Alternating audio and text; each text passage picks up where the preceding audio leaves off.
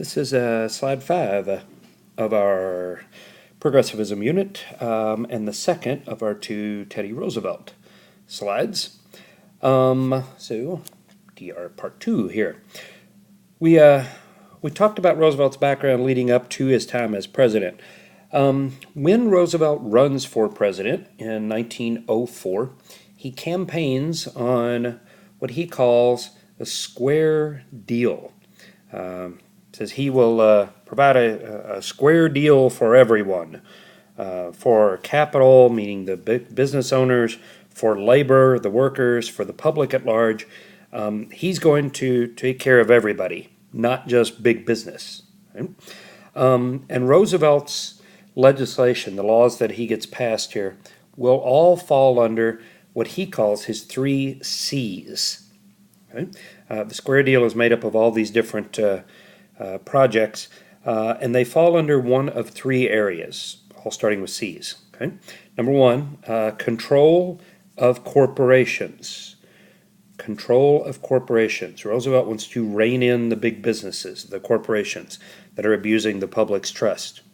Number 2, the second of 3 C's, consumer protection. Consumer protection. And consumer meaning the general public, the buyers, those who consume goods.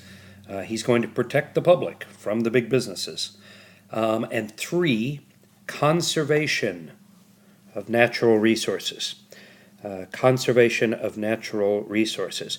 Roosevelt will be our first really big environmental president, setting out to conserve nature and wildlife and so forth. Roosevelt was an avid outdoorsman. The older he got, the more time he spent outdoors. So, control of corporations, consumer protection, conservation of natural resources. Okay? Now, the first big test for the square deal comes in 1902 when coal miners go on strike.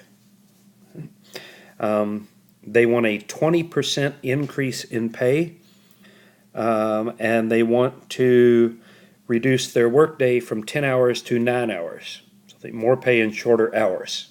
Right? The owners of the coal mines refuse to give the workers anything. They won't lower the work hours, they won't increase their pay, neither one. So Roosevelt brings the owners of the coal mines to the White House and threatens to take over their coal mines. He is going to federalize the coal mining industry because it's interfering with the country. Trains can't run. Hospitals and schools have to shut down in the winter because there's no heat. We're still heating with coal furnaces. So he says, you are acting against the good of the country, and I will take over these coal mines. Threatens to nationalize the coal mines and run them with federal troops, U.S. soldiers. He'll turn them into coal miners if he has to. Right?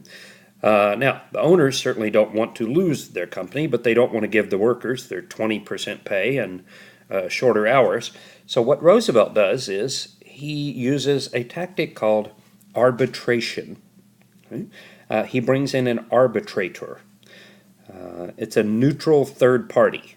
Okay? Now, the way arbitration works is this. Once it gets to the point of an arbitrator, you give up your right to make a decision. You have to agree to whatever the arbitrator decides. So an arbitrator comes in and he sits down with the owners of the coal mines and he listens to their arguments why they shouldn't give any more to the workers. Then he brings in the workers, representatives of the workers, the union, and he listens to the reasons why the workers should get more. And then he makes a decision. Almost always, arbitrators' decisions are somewhere in the middle. Both sides get some of what they want, but not all of what they want.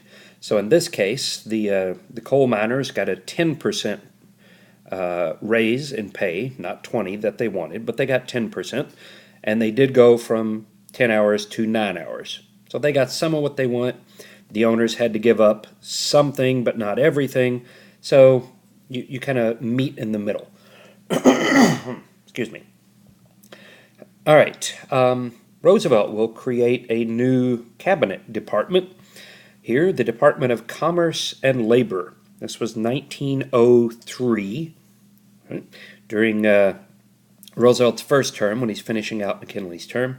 The Department of Commerce and Labor, commerce meaning business, so the owners, and labor meaning the workers. Right?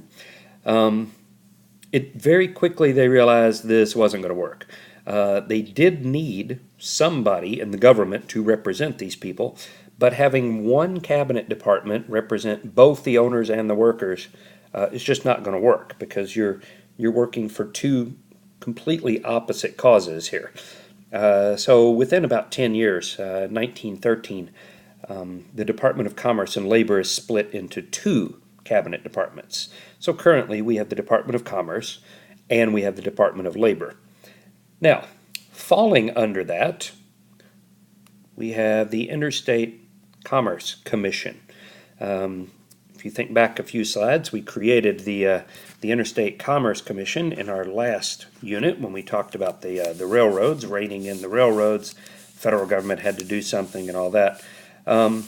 It's the Interstate Commerce Commission that's going to be responsible for enforcing all the laws on businesses that conduct interstate transactions, meaning you sell something, you do business with a company in another state. Roosevelt will be the first president that's going to support labor, support workers, rather than big business, the owners. And the Interstate Commerce Commission will be the way, really, that he does that. Okay? And lastly here, right, trust busting. Roosevelt has a number of nicknames. Probably the most well-known, he's known as the Great Trust Buster. Because it is Roosevelt that is the first president to go after the monopolies and the trusts to break them up. The first company that the government will break up will be the Northern Securities Railroad, owned by J.P. Morgan. So the Northern Securities Railroad is broken up, and that is just the first of them.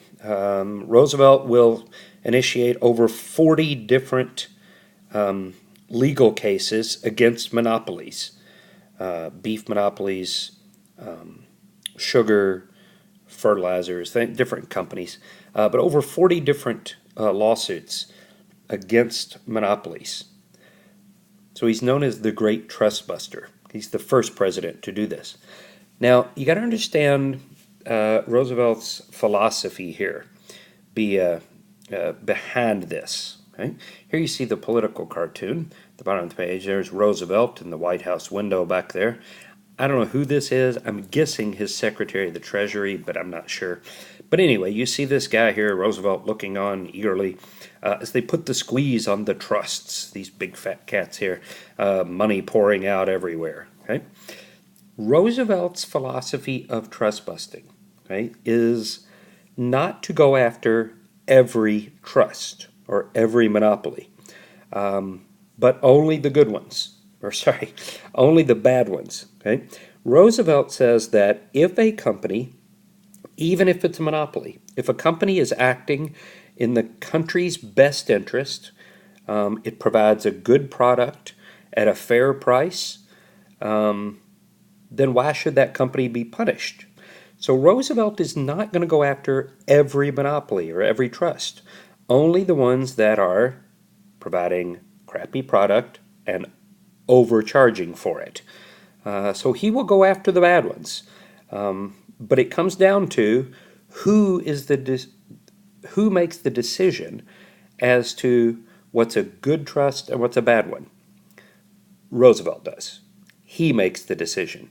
So he is going to leave it up to the president to decide what's a good trust and what's a bad one, and which ones get targeted by the federal government for abusing the trust of the public.